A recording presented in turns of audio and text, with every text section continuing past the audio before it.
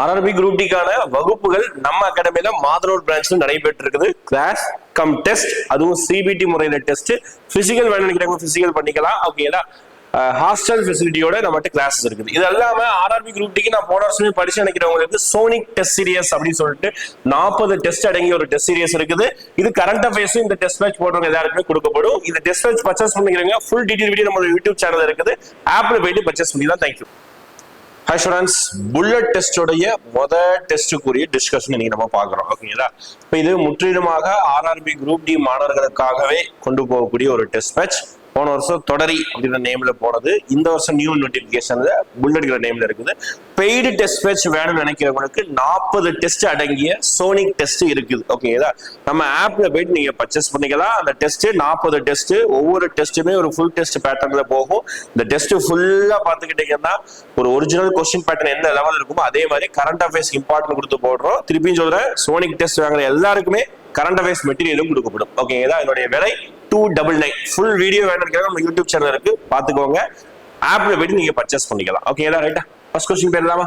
இப்போ இந்த வீடியோ பாருங்க. வீடியோ பார்த்து கடைசியா எப்பவும் போல நம்ம வீடியோல 5 கொஸ்டின் கேட்பேன் நடத்துனது இருந்து. அதை தயவு செஞ்சு எல்லாரும் உங்க நேம் போட்டு என்ன பண்ணிருங்க, கமெண்ட் பண்ணிருங்க. கமெண்ட் பண்ணாம போகாதீங்க. உங்க கமெண்ட் எல்லாத்தையும் நான் ஃபாலோ பண்ணுவேன். ஓகேங்களா? அப்போ டெஸ்ட் எழுதாதவங்க இந்த புல்லட் டெஸ்ட்டை காலையில கொஸ்டின் ரிலீஸ் ஆயிருக்கும் மார்னிங். அந்த கொஸ்டினை டவுன்லோட் பண்ணி பிடிஎஃப்ல எழுதிக்கோங்க. ஓகேங்களா? அதுக்குரிய டிஸ்கஷன் நாளைக்கு மார்னிங் வந்து மேக்ஸ்க்குரிய டிஸ்கஷன் வந்துடும். ஓகேங்களா? ரைட்டா? போகலாமா? ஃபர்ஸ்ட் கொஸ்டின் பார்க்கலாமா? இந்தியாவின் மிகப்பெரிய மற்றும் மிகவும் நவீன விளையாட்டு வளாகம் 2025 எங்கு திறந்து வைக்கப்பட்டது? ஓகேங்களா? இந்த மாதிரி இந்த மிகப்பெரிய நவீன அப்படி இல்லைன்னா இந்த லார்ஜஸ்ட்ங்கிற வார்த்தையை மட்டும் நல்லா கவனிச்சுக்கோங்க. ஏன்னா ரீசெண்டா நிறைய இனாகிரேஷன் நடக்குது. ஓகேங்களா? அது இந்த ஸ்போர்ட்ஸுக்கா இருக்கட்டும், இந்தியாவுடைய டெவலப்மெண்ட் ப்ராஜெக்ட்ஸா இருக்கட்டும், புதுசா ட்ரெயின்ஸா இருக்கட்டும். உதாரணத்துக்கு வந்தே பாரத் தான் இருக்குது.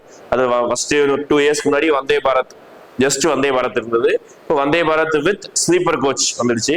அப்போ அந்த மாதிரி நியூ இனாகிரேஷன்ஸ் எல்லாமே பார்த்து வச்சுக்கோங்க. எங்க ஸ்டார்ட் ஆச்சு, அது என்ன லார்ஜஸ்டா, அது எந்த பிளேஸ், யார் ஸ்டார்ட் பண்ணா, இந்த மாதிரி விஷயத்த பார்த்து வச்சுக்கணும். அப்போ இன்னைக்கு நம்ம கொஸ்டின்ல மிகப்பெரிய மிக நவீன விளையாட்டு வளாகம் 2025 செப்டம்பர் மாசம் துவங்கி வைக்கப்பட்டது. எந்த ஊர்ல அப்படின்னா அகமதாபாத்தில். ஓகேங்களா? நரன்பரா அப்படிங்கிற ஒரு பிளேஸ். ஓகேங்களா?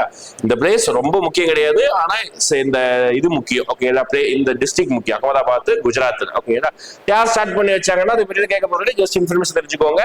அமித்ஷா. ஓகேங்களா? அமித்ஷா அவர்கள் தான் ஸ்டார்ட் பண்ணி வச்சாங்க. இது மிகப்பெரிய விளையாட்டு அரங்கமாக, ஏன்னா அந்த கேலோ கேம்ஸ் நடக்குது, யூத் கேலோ கேம்ஸ் நடக்குது, அதெல்லாம் இங்க வச்சு நடத்துற மாதிரி ஒரு பிளானிங். ஓகேங்களா? ரைட்டா? இப்ப அடுத்து இதே மாதிரி வேற என்ன சார் ஏதாவது லார்ஜஸ்ட் இருக்கு அப்படின்னா, அடிக்கடி கேட்கக்கூடியது அந்த லார்ஜஸ்ட் சோலார் பார்க். இது அடிக்கடி கேட்கக்கூடியது. அது வந்து பாத்தீங்கன்னா பட்லா பார்க். ஓகேங்களா? பட்லா பார்க் வந்து ரீசெண்ட்ல இப்ப கரண்ட் டேட்டா அடிப்படையில் அது லார்ஜஸ்ட்.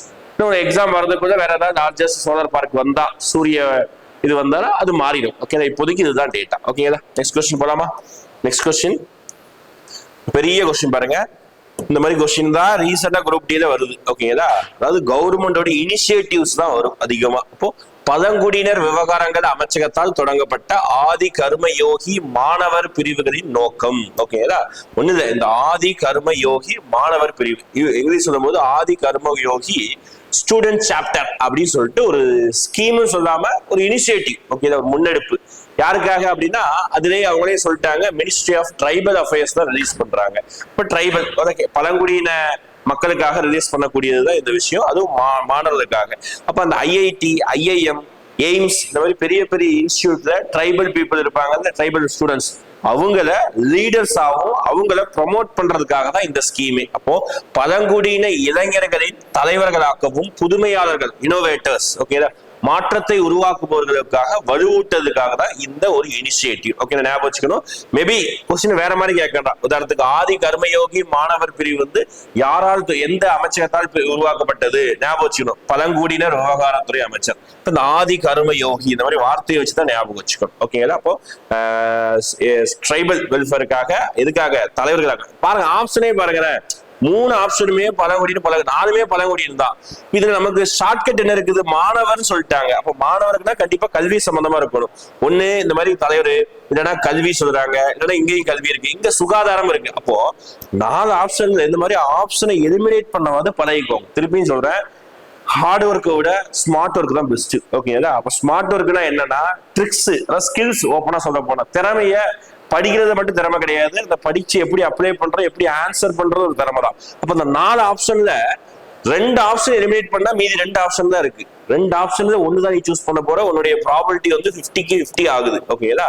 4ல ஃப்ளூக்ல 1 சூஸ் பண்ணா உனக்கு 25% தான் நிகழ்தகவு. ஆனா 2 ஆப்ஷனை படிச்சு எலிமினேட் பண்ணி 2க்கு 2 செலக்ட் பண்ணா 50% ப்ராபபிலிட்டி. 4 கொஸ்டின் இதே மாதிரி செலக்ட் பண்ணிட்டு தான் 2 கொஸ்டின் கன்ஃபார்ம் கரெக்ட் ஆகும். இதுதான் ப்ராபபிலிட்டின்னு சொல்லுவோம். ஓகேங்களா? லக்ல ஒர்க் அவுட் ஆகுறதா இப்படிதான் ஒர்க் அவுட் ஆகும். நீ 4ல ஏதாவது 10 கொஸ்டின் போட்டோம்னா லக்கெல்லாம் ஒர்க் அவுட் ஆகாது. ஓகேங்களா? அப்போ இதுதான் படிங்க மாணவர் சொல்றாங்க. இப்போ மாணவர்களுக்கு கல்வியை பத்தி தான் பேசுவாங்க, சுகாதாரத்தை பத்தி பேச மாட்டாங்க. இந்த மாதிரி எலிமினேட் பண்ணி கொடுக்க 3 ஆப்ஷன் நீங்க படிச்சிருந்தா செலக்ட் பண்ணலாம், இல்லைன்னா நீங்க தான் யோசிச்சு செலக்ட் பண்ணணும். ஓகேங்களா? ரைட்டா? அடுத்த கொஸ்டின் போலாமா? அடுத்த கொஸ்டின் பாருங்க. சிஎஸ்ஐஆர். ஓகேங்களா? சிஎஸ்ஐஆர் உடையதான். சிஎஸ்ஆர்னா நம்ம சென்ட்ரல் சயின்டிபிக் ரிசர்ச் இன்ஸ்டியூட். ஓகேங்களா? அதோட தேசிய அறிவியல் தொடர்பு கொள்கை ஆராய்ச்சி நிறுவனத்துடைய இயக்குனராக யார் நியமிக்கப்பட்ட, டைரக்டரா யார் நியமிக்கப்பட்டிருக்கார் அப்படின்னு சொல்றாங்க. டாக்டர் கீதாவாணி ரயாசம் அவர்கள் தான் நியமிக்கப்பட்டிருக்காங்க. அப்ப அப்பாயின்மெண்ட்ஸ் இப்போ ரீசன் நடந்த நிறைய அப்பாயின்மெண்டா தான் முக்கியம். ஓகேங்களா? அதுல பார்க்கும்போது ஒரு 2 முக்கியமான அப்பாயின்மெண்ட் சொல்றேன். ஒன்னு ஏஜேஐ, இன்னொன்னு ஐஆர்டிஏஐ. ஓகேங்களா? ஐஆர்டிஏ உடைய டைரக்டர், இன்னொன்னு ஏஜிஐ. யாரு? ஏஜிஐனா attorney general of India. Okay, இந்தியாவுடைய தலைமை வழக்கறிஞர் யாரு அப்படின்னு கேட்டாங்கன்னா இவர் வந்து பாத்தீங்கன்னா இந்த ஆர் வெங்கட்ரமணி அவர் தான் மீண்டும் நியமிக்கப்பட்டிருக்கிறார். ஓகே, ஏஜிஐ வந்து ஆர் வெங்கட்ரமணி. ஐஆர்டிஏ உடைய நியூ டைரக்டர் அப்படின்னு கேட்டாங்கன்னா அஜய் சேத்தக். ஓகேங்களா? அஜய் சேத்தக் அவர் தான் நியூ டைரக்டரா நியமிக்கப்பட்டிருக்கார். இப்போ சிஎஸ்ஐஆர் உடைய சிஎஸ்ஐ டைரக்டர் கிடையாது, சிஎஸ்ஐஆர் இந்த பிரிவுக்கு டைரக்டர். ஓகே, யாரும் கேட்டாங்கன்னா டாக்டர் கீதாவாணி ரயாசம். ஓகேங்களா? புரியுதா? இப்போ அப்பாயின்மெண்ட்ஸ் கண்டிப்பா ஒவ்வொரு மாச கரண்ட் அஃபேர்ஸ்ல ஒரு 8 அல்லது 10 பாயிண்ட்ஸ் வரும். கொஞ்சம் படிச்சுதான் ஆகணும். நேம்ஸ் கன்ஃபியூஸ் தான் ஆகும். ஏதாவது ஷார்ட்கட் ஏதாவது வச்சு படிச்சுதான் ஆகணும். ஓகேங்களா? கரண்ட் அஃபேர்ஸ்க்கு அடுத்தடுத்து வீடியோ போடுவோம், போல்ஸ் தான் போடுற மாதிரி தான் பிளானிங். இந்திய தொல்லியல் ஆய்வுத்துறையின் முதல் ஆய்வாளர். ஓகேதா? இது ஹிஸ்டரி கொஸ்டின். ஓகேதா? புல்லட் டெஸ்ட் ஃபுல்லாவே ஹிஸ்டரி பிளஸ் இதுதான். ஹிஸ்டரி 8 கொஸ்டினும் நம்ம இது வந்து 12 கொஸ்டின் கொடுத்துருக்கேன். ஓகேதா? கரண்ட் அஃபேர்ஸ் வந்து 12 கொஸ்டின். கரண்ட் அஃபேர்ஸ்க்கு அதிக முக்கியத்துவம் கொடுப்போம். ஓகேதா? ரைட். அப்போ ஃபர்ஸ்ட் சர்வேயர், இந்திய தொல்லியல் துறையின் ஆய்வுத்துறையின் முதல் ஆய்வாளர் யார்? ஃபர்ஸ்ட் இந்திய தொல்லியல் துறை எப்போ உருவாக்கப்பட்டது கேட்பாங்க. ஏஎஸ்ஐ உருவாக்கப்பட்ட ஆண்டு 1861. இதோட ஹெட் குவார்டர்ஸ் கேட்பாங்க. நியூ டெல்லியில இருக்கு. பிரிட்டிஷ் காலத்துல உருவாக்கப்பட்டதுதான் இன்னைக்கு செயல்பட்டு இருக்கு. ஓகேங்களா? அப்போ இது யார் இதோடைய ஃபர்ஸ்ட் சர்வேயர் டைரக்டர் அப்படின்னு சொல்லலாம். அலெக்சாண்டர் கன்னிகா இவர் தான் ஃபர்ஸ்ட் டைரக்டர், ஏஎஸ்ஐ உடைய ஃபர்ஸ்ட் டைரக்டர். ஓகேங்களா? இதுதான் அந்த ஐவிசி எல்லாம் உருவாகிறதுக்கு காரணமா இருந்திருக்கும். ஓகே, அடுத்து தனது ராணுவ வெற்றிகளின் பிரகடனம் செய்ய குதிரைகளை பலியிடும் அஸ்வமேத யாகம் நடத்திய முதல் குப்த அரசர் யாருன்னு கேட்கிறாங்க. அப்ப அஸ்வமேத யாகம், இந்த அஸ்வ அப்படிங்கிற வார்த்தை வந்தாலே அது குதிரையை குறிக்கக்கூடிய வார்த்தை சமஸ்கிருதத்துல. அப்ப குதிரையை பலியிடக்கூடிய அவங்க சொல்லிட்டாங்க, நான் சொல்றேன். ஓகேங்களா? குதிரையை பலியிடக்கூடிய யாகம் குப்தர் வம்சத்துல யார் அதிகமா பண்ணாங்கன்னா சமுத்திரகுப்தர் தான் அதிகமா பண்ணியிருப்பாரு. எதுக்காக பண்றாங்க? நாட்டின் எல்லையை அதிகமாக விரிவுபடுத்துவதற்காக பண்ணுவாங்க. அதனாலதான் இவர் வந்து பாத்தீங்கன்னா நாட்டின் எல்லையை அதிகமா விரிவுபடுத்துறதுனால, இந்த யாகத்தை அதிகமா நடத்துறதுனால இவருடைய பட்டப்பெயர் என்ன சொல்லுவாங்கன்னா அஸ்வமேத பராக்கிரமா அப்படின்னு சொல்லுவாங்க இவருடைய பட்டப்பெயர். மேலும் இது அல்லாம விஷ்ணு பிரியா அப்படின்னு ஒரு பட்டப்பெயர் இருக்கு.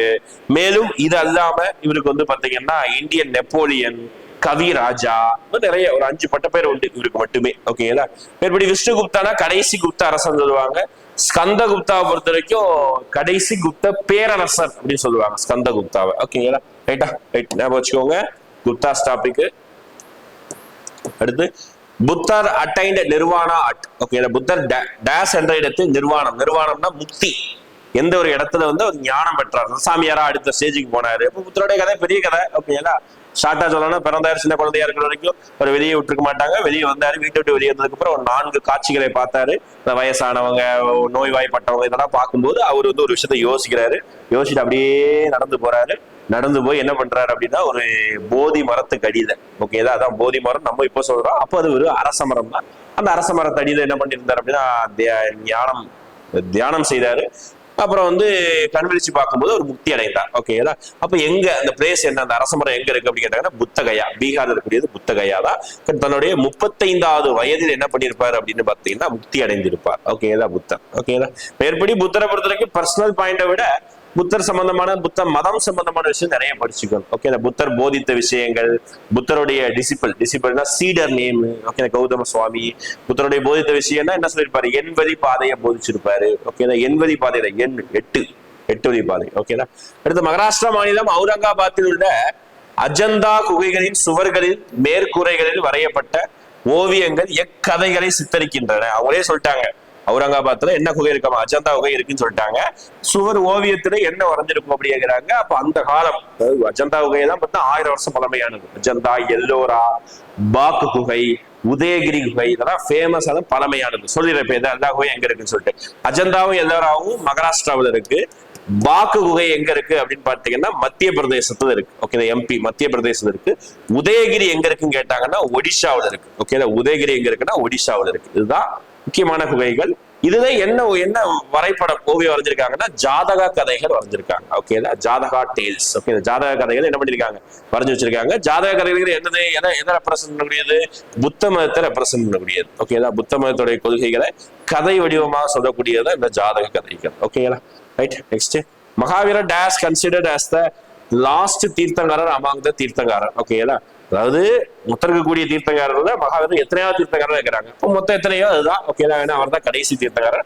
ஒரு நாளைக்கு 24 மணி நேரம் சொல்ற மாதிரி 24 தீர்த்தங்காரர். அப்ப இந்த தீர்த்தங்காரர் பாயிண்ட் எடுத்தாலே 3 விஷயம் படிச்சுக்கணும். ஃபர்ஸ்ட் முதல் தீர்த்தங்காரர், அடுத்து 23வது, அடுத்து லாஸ்ட். ஓகேங்களா, இந்த 3 விஷயத்தை எப்ப கேட்டாலும் தூக்கத்துல எழுப்பி கேட்டாலும் சொல்லணும், அந்த அளவுக்கு முக்கியம். ஓகேங்களா, முதல் தீர்த்தங்காரர் ரிஷபர், 23வது தீர்த்தங்காரர் பார்சுவநாதர், 24வது தீர்த்தங்காரர் யாரு அப்படின்னு கேட்டீங்கன்னா ஒரு நிமிஷம். 24வது தீர்த்தங்காரர் யாரு அப்படின்னா மகாவீரர். ஓகே, ஞாபகம் வச்சுக்கணும். 3 பேருடைய பேர் முக்கியம். இப்ப 24 பேரையும் படிக்கமானா தேவையில்லை. ஓகே, 24 பேரும் தேவையில்லை, 3 பேர் ஞாபகம் வச்சுக்கணும். ஓகே, நெக்ஸ்ட் போலாமா. அடுத்து வேதா.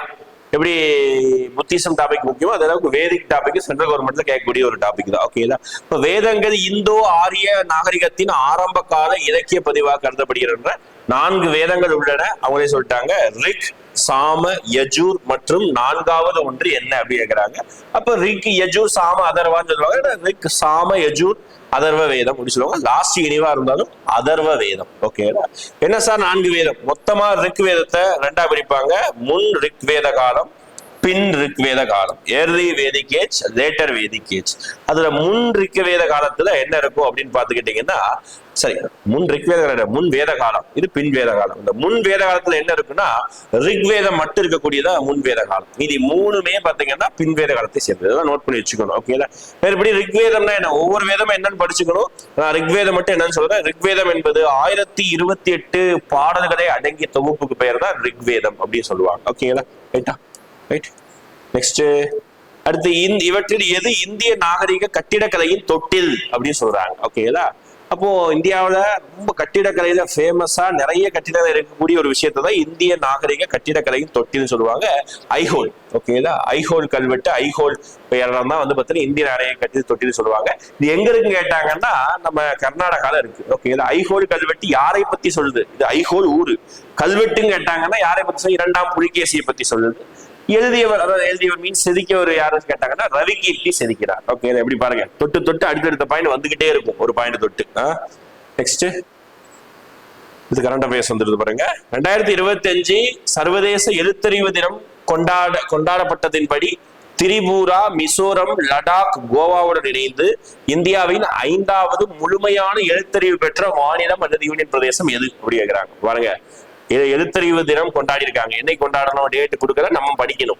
செப்டம்பர் 8 தான் இன்டர்நேஷனல் லிட்ரஸி டேட். ஓகேங்களா, 8 படிக்கணும், 8 படிக்கணும், அந்த மாதிரி ஞாபகம் வச்சுக்கோங்க. ஓகேங்களா, 8 படிச்சுக்கணும்னு சொல்லிட்டு. ஓகேங்களா, சர்வதேச எழுத்தறிவு தினம். அப்ப அதுல ஒரு இது பண்ணிருக்காங்க, நம்ம 5வது ஸ்டேட்டா ஒரு ஸ்டேட் வந்து இந்தியாவில கம்ப்ளீட்டடா எஜுகேட்டடா இருக்காமா. யோசிச்சு பாருங்க, 100% லிட்ரஸியா இருக்காமா. அப்போ அதுக்கு முன்னாடி 4 பேர் இருக்காங்க. யாரு? திரிபுரா, மிசோரம், லடாக்கு, கோவா. ஓகேங்களா, 5வதா யார் வந்திருக்கா அப்படிப்பட்ட ஹிமாச்சல் பிரதேஷ் ஆட் ஆயிருக்காங்க. ஓகேங்களா, ரைட்டா, ஞாபகம் வச்சுக்கணும். இதெல்லாம் ஏன்னா அதெல்லாம் ஓரளவுக்கு சின்ன மாநிலம். திரிபுரா தான் ஆல்ரெடி பழைய சென்சஸ்ல நல்ல ரேட் இருப்பாங்க லிட்ரஸியை பொறுத்த வரைக்கும். அடுத்து பாருங்க, ஒரு அவார்டு கொஸ்டின்.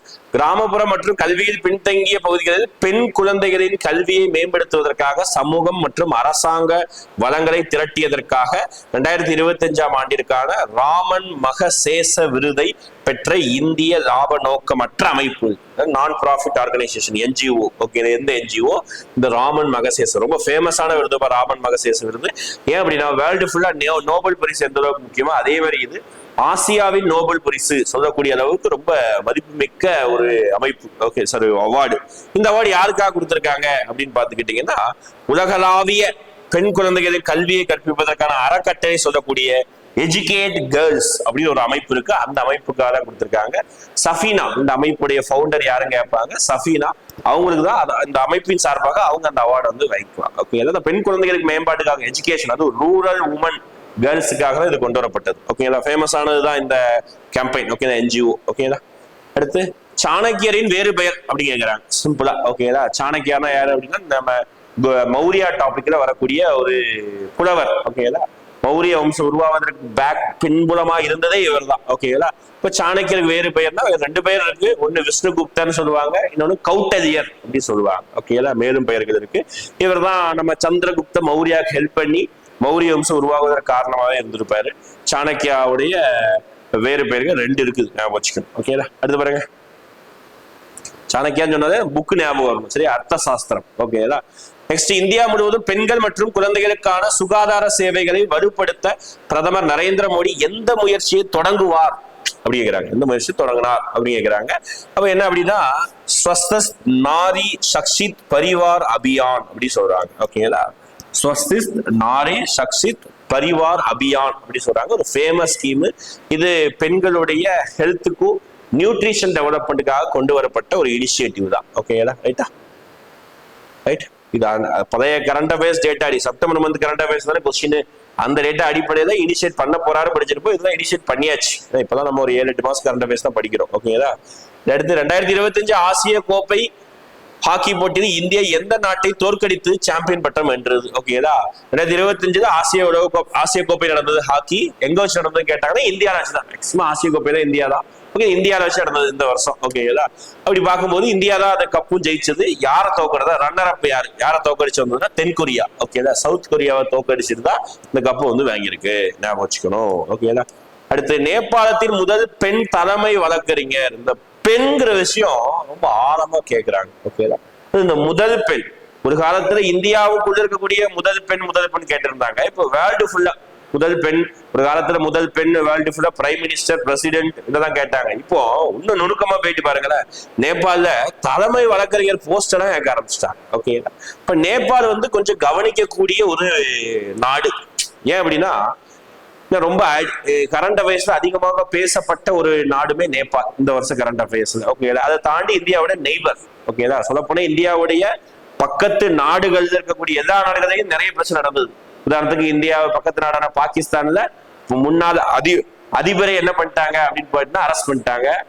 அதுக்கப்புறம் பாத்தீங்கன்னா நேபாளத்துல உங்களுக்கே தெரியும், ஜென்சி கிட்ஸ் அப்படின்னு சொல்லக்கூடிய 2K கிட்ஸ் என்ன பண்ணிருக்காங்க, பெரிய போராட்டம் பண்ணி அங்க இருந்த பிரைம் மினிஸ்டருடைய பதவியே தூக்கி எறியப்பட்டிருக்கு. ஓகேங்களா, புது எலெக்ஷன் நடந்திருக்கு. அது இல்லாம பங்களாதேஷ்லயும் பெரிய கலகம் ஏற்பட்டு அங்கேயும் பெரிய போராட்டம் வெடிச்சு அதிபர் நாட்டை விட்டே ஓடிட்டாங்க. எவ்வளவு பிரச்சனை நடந்திருக்கு பாருங்க, சுத்தி. அதே மாதிரி பர்மானா மியான்மர்லயும் பிரச்சனை. இப்போ இந்த மாதிரி நேபாள் வந்து கவனிக்கக்கூடிய ஒரு நாடு. ஓகேங்களா, ஆல்ரெடி வந்து KP ஓலி அப்படின்னு சொல்லிட்டு ஒரு நபர் தான் வந்து பாத்தீங்கன்னா பிரைம் மினிஸ்டரா இருந்தாரு. அவரு போராட்டக்காரர்கள் வந்து பதவியை விட்டு நீக்கி இப்ப புதுசா எலெக்ஷன் வச்சிருக்காங்க. எலெக்ஷன்ல வந்து புதிய பிரதமர் தேர்ந்தெடுக்கப்பட்டிருக்காரு. அவர் வந்து முன்னாள் ராப் இசை கலைஞர். ஓகேங்களா, அவர் வந்து எக்ஸ் ரேப்பர் அப்படின்னு சொல்லுவாங்க. ரேப் இசை கலைஞர். அவர் பேரு பலேந்தர் ஷா அப்படின்னு சொல்லுவாங்க. ஓகேங்களா, இதெல்லாம் கரண்ட் அஃபேர்ஸோட கேட்கலாம். இது வந்து அந்த மந்த் நடக்கல, இதெல்லாம் போன மந்த் கரண்ட் அஃபேர்ஸ். ஓகேங்களா, இப்பதான் எலெக்ஷன் நடந்து முடிஞ்சு ரிசல்ட் வந்தது மார்ச் ஃபர்ஸ்ட் வீக்ல. ஓகேங்களா, இப்போ பலேந்தர் ஷா புதிய பிரைம் மினிஸ்டராக நேபாள் நியமிக்கப்பட்டிருக்கார். இப்ப நம்ம கதைக்கு வந்துருங்க. ஓகேங்களா, இப்ப நேபாளத்துடைய முதல் பெண் தலைமை வழக்கறிஞர் யாருன்னு கேட்டாங்கன்னா சபிதா பண்டாரி. ஓகேங்களா, சபிதா பண்டாரி. பாருங்க, இது இருக்கக்கூடிய பேரெல்லாம் இந்திய பேர். மீரா குமார் தான் இந்திய பேர். எலிமினேட் பண்ணிடணும், பார்த்தோன்னு எலிமினேட் பண்ணிடணும். தெரிஞ்சிருந்தா மீரா குமார் தான் படிச்சிருப்பீங்க. இந்தியாவின் முதல் பெண் லோக்சபா சபாநாயகர் தான் மீரா குமார். அடுத்து ஆபரேஷன் சிந்தூர் ஒரு புக்கு. ஓகேங்களா, பாகிஸ்தானுக்குள் இந்தியாவின் ஆழ தாக்குதல்களின் சொல்லப்படாத கதை என்ற புத்தகத்தோடைய ஆசிரியர் யாரு அப்படி கேட்கிறாங்க. Lieutenant general KJS Dhillon. ஓகேங்களா, அவர் தான் இந்த புத்தகத்தோடைய ஆசிரியர். ஓகேங்களா, புக்ஸ் கேட்பாங்க, ஒவ்வொரு மந்த் ஒரு 4 புக்ஸ் வரும். ஓகேங்களா, இது உலகளாவிய புத்தாக்க குறியீடு. ஓகேங்களா, குளோபல் இனோவேஷன் இண்டெக்ஸ் 2025ல இந்தியாவுடைய தரவரிசை என்ன அப்படின்னு கேட்பாங்க. 38வது தரவரிசை. ஓகேங்களா? இப்போ இது யார் ரிலீஸ் பண்றாங்கன்னா வேர்ல்டு இன்டெலெக்சுவல் ப்ராப்பர்ட்டி ஆர்கனைசேஷன் சொல்லுவாங்க. யுனைடெட் நேஷனோடைய ஒரு சப் ஆர்கனைசேஷன் தான் WIPO. அந்த ஆர்கனைசேஷன் தான் இதை ரிலீஸ் பண்ணுது. ஓகேங்களா? 38வது. அடுத்து இந்தியாவின் முன்னாள் தலைமை நீதிபதி DY சந்திரசூட் அவர்களால் 2025 வெளியிடப்பட்ட முதல் புத்தகத்தின் தலைப்பு என்ன அப்படின்னு கேட்கிறாங்க. முதல் புத்தகத்துடைய தலைப்பு என்ன அப்படின்னு சொல்றாங்க. அப்போ ஒய் கான்ஸ்டியூஷன் மேட்டர்ஸ், அதுதான் அதோட புத்தகத்துடைய தலைப்பு. தமிழ்ல ஒரு சில இடத்துல கேள்விப்பட்டிருக்க மாட்டீங்க. ஏன்னா புக்ஸோட நேம் எல்லாம் மேக்ஸிமம் இங்கிலீஷ்லேயே படிச்சு வச்சுக்கோங்க. ஏன்னா ஆப்ஷன்ல ஒரு சில நேரங்கள்ல இங்கிலீஷ்லேயே கொடுத்துருவாங்க. ஓகேங்களா? அரசியலமைப்பு ஏன் முக்கியமானது அப்படின்னு சொல்லிட்டு கூகுள் டிரான்ஸ்லேட் தான் இந்த புக்கோட நேம் தான். ஒரிஜினலா தமிழ்ல ரிலீஸ் ஆகல. ஓகேங்களா? அதனால மேக்ஸிமம் நீங்க என்ன பண்ணிடணும், இந்த மாதிரி புக்ஸோட நேம் தான் இங்கிலீஷ்ல தான் படிச்சு வச்சுக்கணும். ஓகேங்களா? லாஸ்ட் கொஸ்டின் பாருங்க. இந்தியாவில் செப்டம்பர் 1ஆம் தேதியிலிருந்து 7ஆம் தேதி வரை அனுசரிக்கப்படும் தேசிய ஊட்டச்சத்து வாரம். பாருங்க, இதான் வந்து ஒரு புதுசா கொண்டு வரப்பட்ட இனிஷியேட்டிவ் தான். கொஞ்சம் கவனமா கவனிச்சுட்டு கண்டிப்பா கேட்பாங்க. இப்போ இதெல்லாம் புதுசா வரப்பட்டது, கவர்மெண்டே எடுத்திருக்காங்க. ஊட்டச்சத்துக்கு கொஞ்சம் அதிக இம்பார்ட்டன்ஸ் கொடுக்கும். ஊட்டச்சத்து வாரம் 1 to 7 2025 கருப்பொருள் என்ன, அதுதான் கேள்வி. ஓகேங்களா? அப்ப என்ன சொல்றாங்க, ஈட் ரைட். ஓகேங்களா? சிறந்த வாழ்விற்காக சரியாக உண்ணுங்கள் அப்படின்னு சொல்றாங்க. சிறந்த வாழ்விற்காக சரியாக உண்ணுங்கள், இதுதான் eat right for better life. ஓகேங்களா? இதுதான் வந்து மோட்டோ தீம் சொல்லுவாங்கல்ல, அந்த தீம் இதுதான். Okay, national nutrition week. Okay, ரைட்டா முடிஞ்சதா? இப்ப 20 கொஸ்டினுக்கான டிஸ்கஷன் முடிஞ்சிருக்கு.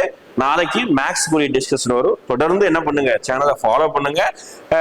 கமெண்ட்ஸ் ஓகே, நான் எப்போ போல கடைசியில் 5 கேள்வி கேட்கறேன். இந்த 5 கேள்விக்கு என்ன பண்ணிருங்க, கமெண்ட்ஸ் சொல்லிருங்க. ஓகேங்களா? நடத்துறது வந்து கேள்வி கேட்கறேன். ஓகே, ஃபர்ஸ்ட் நேபாளுடைய புதிய பிரதமராக யார் நியமிக்கப்பட்டிருக்கார்? கமெண்ட் பண்ணுங்க. கமெண்ட் பண்ணும்போது உங்களுடைய நேம் போட்டு கமெண்ட் பண்ணுங்க. ஓகே, உங்க நேம் போட்டு கமெண்ட் பண்ணுங்க. அடுத்து புதிய பிரதமர் யாரும் கமெண்ட் பண்ணுங்க. நெக்ஸ்ட் இன்டர்நேஷனல் லிட்ரஸி டே என்னைக்கு, சர்வதேச எழுத்தறிவு தினம் என்னைக்குங்கிறத கமெண்ட் பண்ணுங்க. 2வது கொஸ்டின். அடுத்து 3வது question, ASI archaeological survey of India சொன்ன வீடியோல அது எந்த ஆண்டு உருவாக்கப்பட்டது, கமெண்ட் பண்ணுங்க. அடுத்து 4வது கொஸ்டின். 4வது கொஸ்டின் வந்து 23வது தீர்த்தகாரர் யாரு அப்படின்றத கமெண்ட் பண்ணுங்க. 4வது கொஸ்டின். 5வது கொஸ்டின் இன்னொரு கரண்ட் அஃபேர்ஸ் கொஸ்டினா கேட்டாலும் நடத்துறதுல இருந்து. 5வது கொஸ்டின், ஆதி கர்ம யோகி அப்படிங்கிறது ஒரு ஸ்கீம் சொன்னோம்ல ஸ்டூடெண்ட்ஸ் மாணவர்களுக்காக, அது யாரு வந்து லான்ச், எந்த மினிஸ்ட்ரி லான்ச் பண்ணுவது, கமெண்ட் பண்ணுங்க. அடுத்த வீடியோல வந்து இதே மாதிரி சந்திக்கலாம். தேங்க்யூ.